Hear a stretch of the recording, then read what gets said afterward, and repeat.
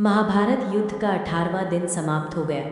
युद्ध के पश्चात आचार्य द्रोण के पुत्र अश्वत्थामा कौरवों के सेनापति कर्ण से मिलने उनके शिविर में गए।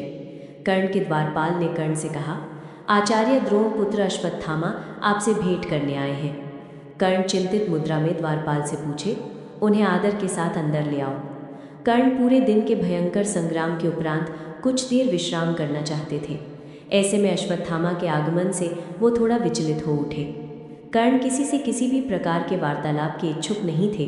उसके उपरांत भी उन्होंने अपने शिविर में प्रवेश कर चुके अश्वत्थामा का स्वागत किया। कर्ण ने अश्वत्थामा से कहा, आओ अश्वत्थामा, कहो किस प्रयोजन से तुम्हारा यहाँ आना हुआ है। अश्वत्थामा कर्ण के समीप बैठते हुए बोले, प्रणिपात सेनापति, आप सेना के सेनापति हैं, इसलिए मेरे मस्तिष्क में अचानक उठी शंकाओं के समाधान के लिए मैं आपके शिविर में चला आया। कर्ण ने अश्वत्थामा का प्रणिपात स्वीकार करते हुए कहा, कैसी शंका मित्र, निसंकोच होकर पूछो। अश्वत्थामा बोले, सेनापति, आज आपका युद्ध सराहनीय था। आपके पराक्रम से पांडव सेना में हाहाकार मच गया। आज आपने बड़े से बड़े योद्धाओं को हराकर उन्हें परलोक पहुंचा दिया। परंतु हे मित्र, यदि आप चाहते तो आज ही ये युद्ध निर्णायक होकर कौरवों के पक्ष में चला जाता, परंतु ऐसा हुआ नहीं। यही मेरी शंका है, जिसका समाधान आप ही कर सकते हैं। ये सुनकर कर्ण थोड़े विचलित हो गए और बोले, मित्र, तुम्हें ऐसा क्यों प्रतीत हुआ कि आज ये युद्ध निर्णायक होकर कौरवों के पक्ष में चला जा सकता था, लेकिन मेरे कारण ऐसा नहीं हुआ।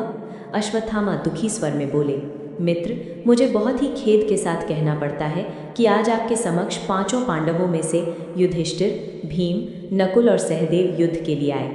वे आपसे पराजित हुए, परंतु जीवित बच गए, क्योंकि आपने उन्हें जीवित ही जाने दिया। हे श्रेष्ठ धनुर्धर, आपने ऐसा क्यों किया। कर्ण ने अश्वत्थामा की बात सुनकर शांत स्वर में बोले, मित्र, तुम्हारी शंका निराधार नहीं है। हाँ, मैंने उन्हें जीवित ही जाने दिया। मैंने ये किसी कारणवश किया, जिसके विषय में आज बताना संभव नहीं। ये सुनकर अश्वत्थामा क्रोध से भर उठे और बोले, मुझे आश्चर्य है मित्र, आपने ऐसा किया। मेरे स्वर्गवासी पिता और गंगा पुत्र भीष्म तो पांडवों का वध किसी भी परिस्थिति में नहीं करने वाले थे, ये तो सर्वविदित है। परंतु आपसे ये अपेक्षा नहीं थी कि आप परास्त पांडवों को अभय दान देंगे। ये सुनकर कर्ण ने कहा, हे श्रेष्ठ योद्धा, कदाचित तुम्हें विदित है कि स्वयं नारायण इस युद्ध में पांडवों के पक्ष में खड़े हैं, इसलिए उनका वध इतना सरल भी नहीं था। लेकिन इस सत्य को मैं नकार नहीं सकता कि मैंने आज अर्जुन के अतिरिक्त चारों पांडवों को पराजित किया और उन्हें जीवित जाने दिया। हे मित्र, इसका जो भी कारण है मैं तुम्हें नहीं बता सकूंगा।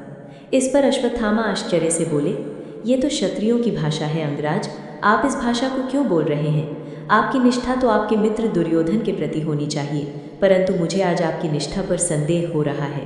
हे वीर, आज आप युद्ध का निर्णय अपने मित्र दुर्योधन के पक्ष में कर सकते थे, परंतु आपने ऐसा नहीं किया।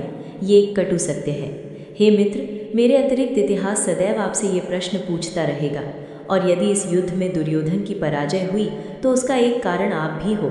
इस पर कर्ण ने कहा, मित्र, तुम अपने पिता की मृत्यु से आहत हो, इसलिए इस प्रकार की बातें कर रहे हो।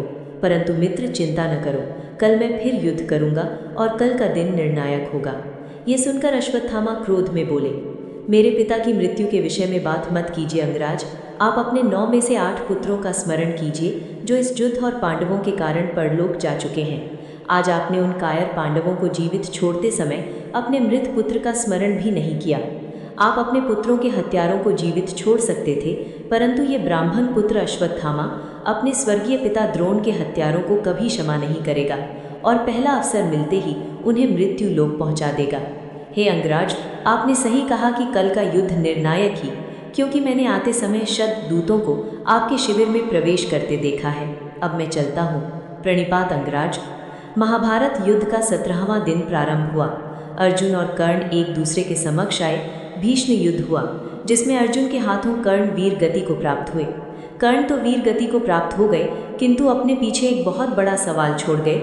जब कर्ण की निष्ठा दुर्योधन के लिए थी, तो उन्होंने कुंती को अर्जुन के अतिरिक्त उसके 4 पुत्रों को जीवन दान देने का वचन क्यों दिया। कर्ण का कुंती को दिया हुआ ये वचन दुर्योधन के लिए श्राप साबित हुआ, जो उसकी हार का सबसे बड़ा कारण बना। तो दोस्तों, ये था कर्ण और अश्वत्थामा के बीच का अंतिम संवाद। इस संवाद पर आप अपनी कोई राय देना चाहते हैं तो कमेंट के माध्यम से दे सकती हैं। दोस्तों वीडियो पसंद आई हो तो इसे लाइक करें, शेयर करें और चैनल को सब्सक्राइब करना ना भूलें। धन्यवाद।